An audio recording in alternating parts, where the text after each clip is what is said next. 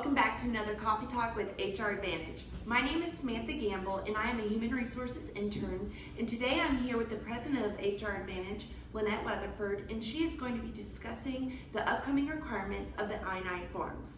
So Lynette, tell me a little bit about what's happening with the I-9 forms. Yeah, so many employers have probably received this already, but they just wanted to make sure everybody's aware of it, that as we all know, we're coming out of the pandemic. It's been a long 2 years, and Department of Homeland Security had realized that there was an issue with employees going to the local DMVs and able to get their driver's license or state ID renewed.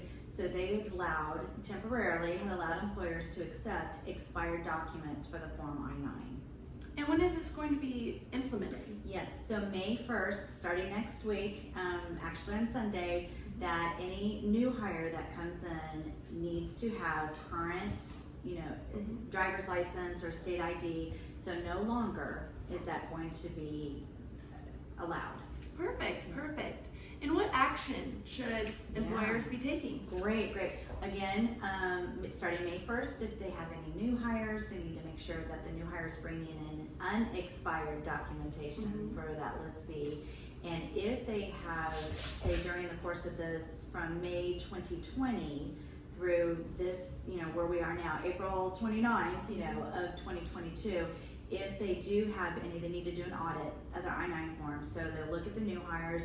If they do for sure see that the form of ID was expired, there's a box within the Form I-9, and it's in Section B, and all they have to do is just write something to the effect of COVID-19 and then indicate the correct presentation of the ID that's being presented that is unexpired, and then initial it, and that will serve. They don't have to fill out a whole new I-9 form or anything like that. So most importantly, that is actually due by the end of July this year. So employers need to be auditing the current ones from May 2020 to now, to those hires, and making sure that the form of ID that they presented is current, and if it's not, they need to fill in and collect the correct ID that's unexpired. And then starting on Monday, all new hires need to have the current unexpired documentation.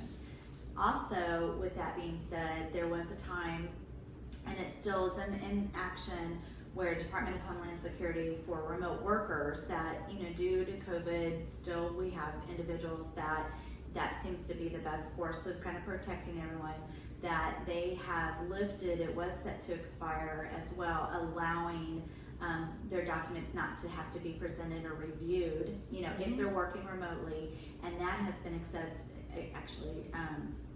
that has been expanded to October of 2022. Perfect. Well, thank you guys so much for tuning in today, and thank you, Lynette, for informing us all about what's happening with the I-9 form.